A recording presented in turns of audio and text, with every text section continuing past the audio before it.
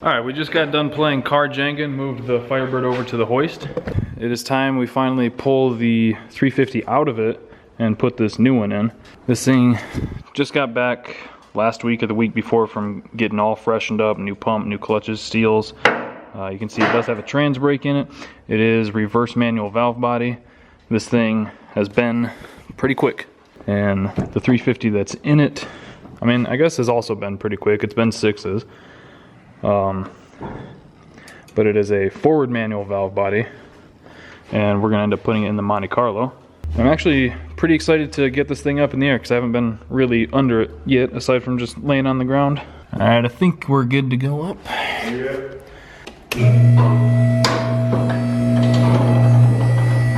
Please don't fall apart. Please don't fall apart. There we go. Believe it or not, being up here in Michigan, we have actually lifted a car before and the rear end stayed on the ground, so it's always kind of in the back of the mind now. Let's say one thing needs to be changed. Oh, I'm sure there's more than one. Like rubber hoses on the exhaust. Yeah, I want to change that. It'd be nice to put an actual manual rack in it, because right now they just have the line looped, which works for a lot of people, but... It works, it works. Yeah, like I said, it's not a priority, it's just something I'd like to do.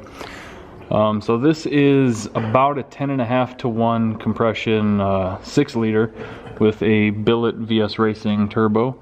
The complete hot side and everything was made by my buddy Scott Wright, who is an amazing fabricator. But yeah, you can see where the pan's rubbed more than once. I can't believe it hasn't cracked, really. No, I think they had a jack slip and hit it. Very, very likely. So as far as I know, this is the stock 10 volt that came with the car. I don't remember what gears he said were in it, if they were 410s or 373s. Man, I would like to put a stock gas tank back in this, because it has like a 7-gallon fuel cell right here, right now, which works just fine. Yeah, while it's up, I'm gonna do the pumps too. But first things first, let's figure out all this trash. Pretty sure he said this is supposed to be a PTC 3400 stall. Well, I guess let's start pulling shit apart.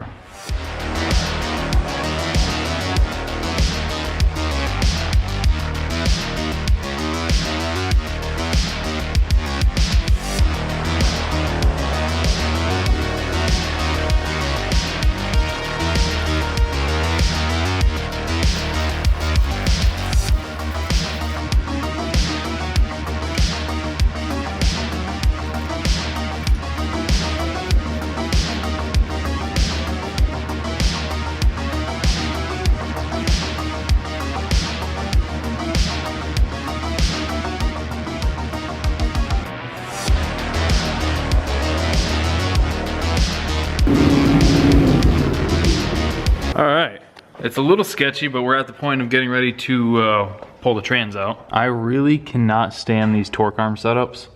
I know that they work really well for a lot of people, but I cannot stand them. I hate them and they scare me. Trying to get the cross member out, there's so much stored energy, because like the way the rear end's set up, the springs are trying to push it down. I do have a strap, and I had the tranny jack under the rear end to try and keep it from turning, but I guess I just didn't have things in the right spots, because it still is trying to go up into the floor right now. The only thing holding it is the drive shaft loop there. So I'm eventually going to definitely be getting rid of that. I have a plan that, I don't know. I don't want to cut a bunch of the floor out, but I do want to switch this to like a ladder bar setup. To switch it to 4-link, I would have to basically back half the car. There's just not room. I could do a 3-link with it over, with the top link over here, the way Selena set up that car. So the only reason I'm thinking about it is ladder bars work really well on the street. They bite super hard. For like cars that are driven a lot, they're not great. And obviously 4-links rule the track. 4-links kind of rule the world, but for like a budget street car, ladder bars are great. So last night I was doing a little bit of research, looking up like ladder bar conversions for these cars, and the best budget way that I've seen to do it when I swap the new rear end, because I've got the rear end over there. I'll show you in a little bit. A few people were reusing some of the mounts, well, getting new mounts, because that has a 3-inch tube. This is 2.5, so I'll probably just get new ones, because I was really close to screwing up the RX-7, not getting these angles right and shit. So this bar is 20 inches, not ideal for a ladder bar setup. Most of the ones you see are like 32 to 36, which would put the pivot point of the bar way up here. So what I can do is I'll reuse this, and then up here, basically taking this whole setup and flipping it upside down, and I'll weld that to a bracket up here, basically making a short ladder bar. Now, the 20-inch length, not ideal. It's going to react super fast, but it will work, and I've seen people who actually have real-world experience with it working. So I think we're gonna finish pulling the trans out and start throwing the new one in.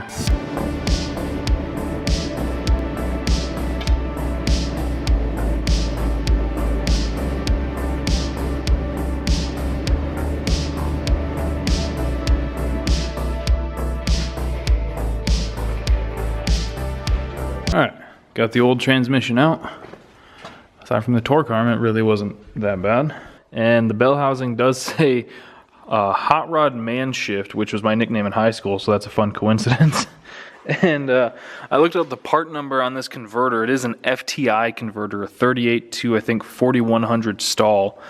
It's not the one that I want to run, but the car did go 990s with it, so I think I'm just going to throw it in the new transmission and we'll probably just run it, see what happens. I'm a little worried that it's going to blow through it, but if it does, we'll just pull it out and put another one in it. And man, I really despise the torque arm setups on these cars. I've got 2 ratchet straps keeping the rear end from twisting so that the torque arm's not trying to rip itself through the floor. And it makes me so nervous because there's so much pressure on these. It's stupid. It's actually bending the tab a little bit where the gas tank originally bolted. But I'm hoping that I've got this thing down enough to get the cross member back in. So, you know, we'll see. We'll see what happens. So the first thing is to wrestle this off the training jack, which getting it off the training jack is easy. I can just push it. And then probably blow out a couple discs. I said discs, getting the other transmission up on here. So let me do that real quick.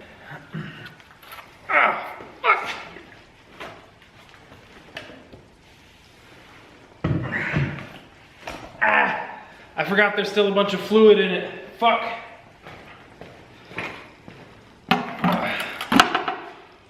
Whew. No big deal. These transmissions are super light. Anybody can do it, I'm sure. Hold your applause. I could bench press like 30 babies, no big deal.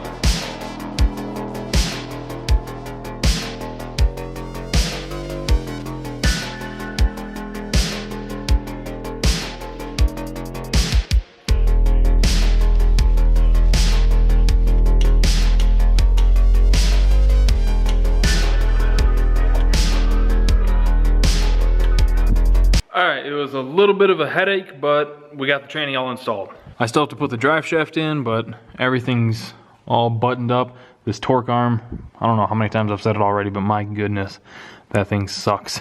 Yep, she is all bolted up. So the only things left to do for this car, really, to get it back on the road, are obviously put the drive shaft back in it. That's things I'd like to upgrade. Like, I'd like a beefier drive shaft. That thing, realistically, it's probably only rated for like 450, 500 horsepower. Those, I don't know, I'd have to look at the U-joints. I think they're 1310s. They might be 1330s. I do want to get rid of the torque arm. I'm not happy with this setup at all. I have a plan for that. I'll go over in a second. I need to do the turbo feed. I'm probably just going to drill and tap this and get a 4AN fitting for that.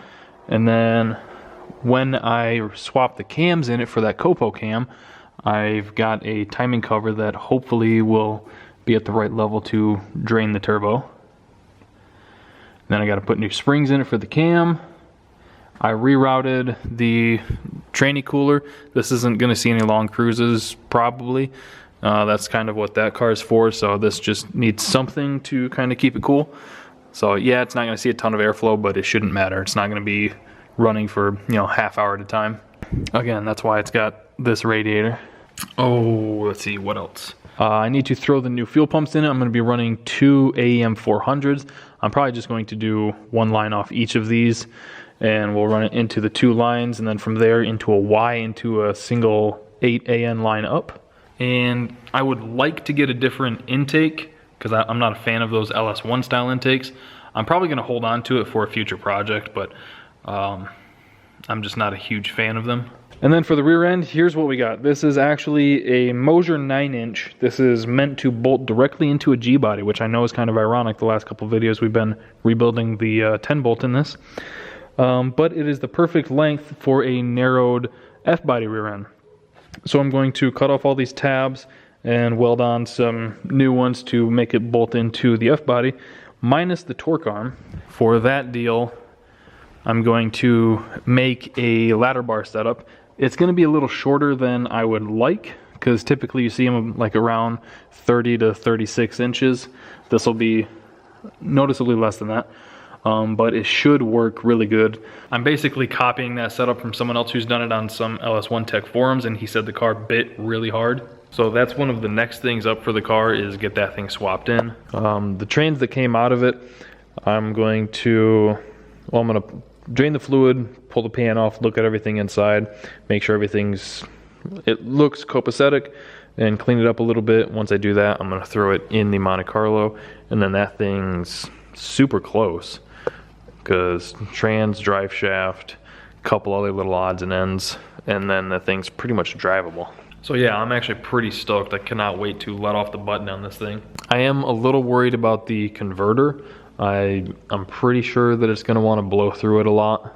So I'm just I didn't want to spend the money on a converter right now. I figured let's throw this one in it, see what it does. I think it's going to blow through it, but in the event that it doesn't, I mean, the car went 9s with the converter, so you know, it's just kind of play it by ear, see what happens. And then, like I said, there's not much left to do to the Monte Carlo. I gotta obviously get the transmission in. If I do end up getting a different converter for this, I'll put this one in here. I've got the drive shaft, got the cross member. I'm going to pull those headers off, ding them a little bit so that they fit better, and then make a exhaust system for it. Just a few odds and ends. The RX-7, I got to pull the radiator out and cut off the fill cap on it and weld that solid shut so that it doesn't weep anymore. And just a few other little odds and ends on that too. So I think that's probably going to do it for today's video. I hope you guys enjoyed it. Thank you for watching. Thank you for liking, commenting, and subscribing, and going to the Teespring store, link in the description below, picking up some merch. It all helps out. This stuff isn't cheap. So like I said, thank you guys. We'll catch you in the next one.